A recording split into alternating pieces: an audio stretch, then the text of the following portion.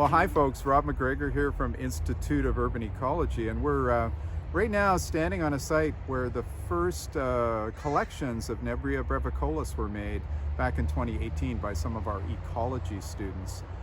They trap in this area just south of our Coquitlam campus every year, and they found a species that really had never been recorded in Western Canada before. So we're kind of excited about this. We've since found out that the species has kind of moved up the coast from somewhere in Oregon, around Salem, Oregon, probably around 2007.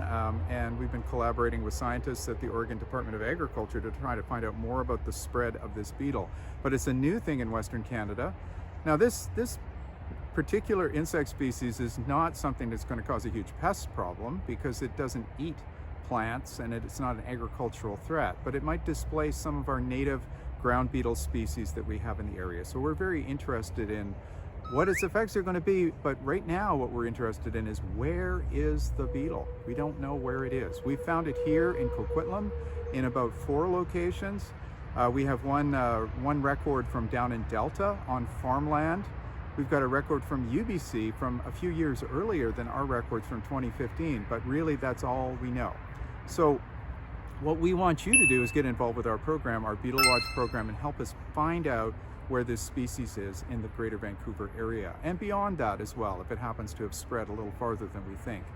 So we hope you'll be excited to get involved in that program, and there's going to be lots of instructional videos on how to get involved and how to collect the beetle and identify it and send us photographs over the next few weeks.